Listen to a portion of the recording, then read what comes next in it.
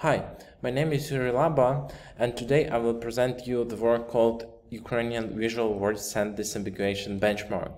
The work was done by Yurii Laba, today's speaker, Oles Dobosevych, and Rostyslav Hryniv. Hanna Dydyk-Meush, Halyna Kyryleyza, Yaryna Mohytych, and Ivanna Rohulia are the main experts linguists. Multilingual and multimodal large language models are everywhere now. Many benchmarks in English and other high-research languages prove their capabilities. How do they perform in low-research languages such as Ukrainian? How do they perform in complex, cross-modal tasks? We asked ourselves those questions and performed a lot of empirical testing of the LLMs. We found out that the LLMs struggle to distinguish between ambiguous words in Ukrainian and cross-modality retrieval. Yes, here on the slide you might see one of the examples of our tests. We asked LLM to draw a log device in English and Ukrainian. A log is an ambiguous word in both languages. In English it might also be a log of hair. In Ukrainian it is a castle. As you might see, we received the correct output in English, a padlock, and in Ukrainian we received a castle. So in our study we decided to explore the extent of LLM hallucinations linked to the utilization of homonyms in Ukrainian language. As next step, we had to decide how to evaluate the scale of such a problem. To do that, we decided to use the Visual-WSD task. The main goal of this task is to identify with the minimal contextual information the most appropriate representation of a given ambiguous word, homonym, from a set of 10 images. Let's take a closer look. We have the homonym kosa. The word kosa has various definitions, such as an agricultural hand tool for mowing grass or harvesting crops, landform, braid, spleen, and so others. We have minimal contextual information corresponding to the particular definition of homonym, and we have the list of 10 images as well. So the task is to combine an ambiguous word and the corresponding textual information to retrieve an image that corresponds to a particular sense. In our case, by combining the words kosa and volosya, we aim to retrieve the image that represents the braid. Now let's discuss the particular record in the benchmark. The record consists of the target word, homonym in a particular sense, for example, kosa in the meaning of the braid, one or multiple trigger words, so words that help understand a target by considering its definition and image together. In the case of the definition of braid, the trigger word is volosya. Obviously, we have other definitions of word kosa in the benchmark. Kosa as an agriculture hand tool for mowing grass or harvesting crops with the trigger word znarяддя праці, and kosa as a landform with the trigger word geografia. The next part to discuss images. We'll proceed with the word kosa in the meaning of braid. We have the positive image, the image of the braid. We have 3 images of alternative interpretation of the ambiguous target word. In our case, it would be images of agriculture, hand tools, and landforms. 3 images of similar concepts within the same domain as a target word. In this case, it would be the images that contain hair. And 3 images of randomly selected concepts. Now let's discuss the methodology for constructing the benchmark. We use the dictionary of homonyms of the Ukrainian language as the data source to select targets, homonyms.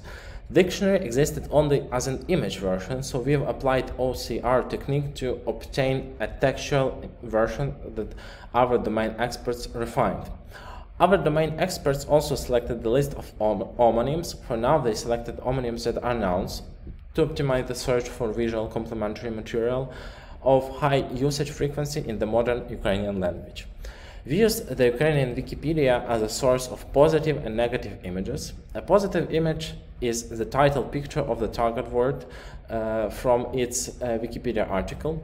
If a page didn't contain the image, the domain experts provided one. Negative images were collected using Wikipedia articles from the same domain as the target word.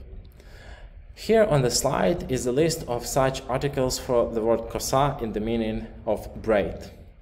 We collected 40 negative images for each word sense, then our domain expert chose the 9 most suitable images.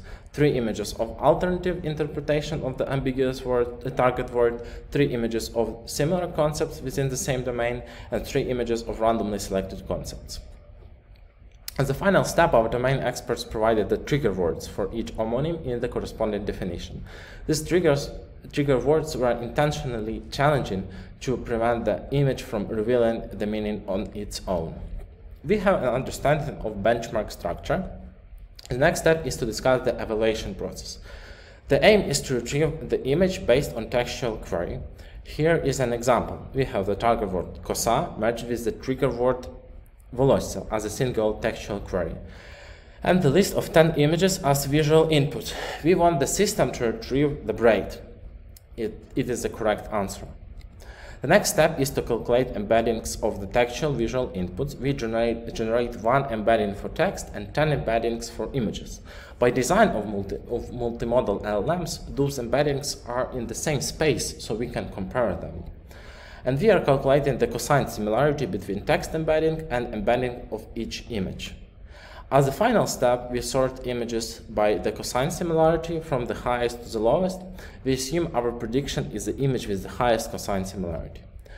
We have used the mean receptional rank and hit-at-1 matrix to evaluate the model's performance.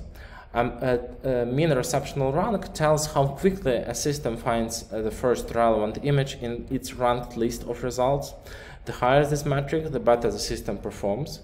Hit-at-1 tells us how often the system gets the first image right in its ranked list of results. The higher the hit-at-1 score, the better the system performs. At the time of evaluation, we had 87 homonyms, at least 2 pairs per homonym in our benchmark. At this point, we have 131 homonyms, but our work continues.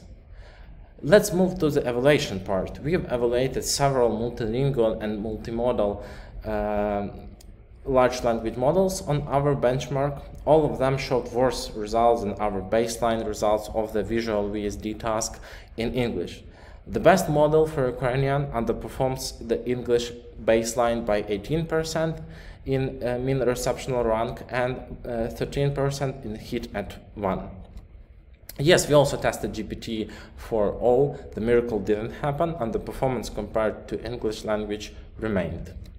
Finally, let's discuss our plans. We want to enrich the homonym list by adding words that haven't been documented in Ukrainian lexicography yet, but have become integral to modern Ukrainian speech, whether academic or informal. For example, bot in the meaning programmная hand or software agent, grad, hail in the meaning of boyova mashina or combat vehicle. We also want to integrate the compiled benchmark for the Ukrainian language into existing benchmarks for other languages. This might improve the performance of Ukrainian, since researchers would be able to test models in Ukrainian. And we also work on releasing the benchmark along with a compiled list of homonyms and their definitions as online resources. This will include an API for accessing the materials. The benchmark is already available as a link to Google Drive. In the second version, we want to create a more user-friendly and powerful interface. Many thanks for your time.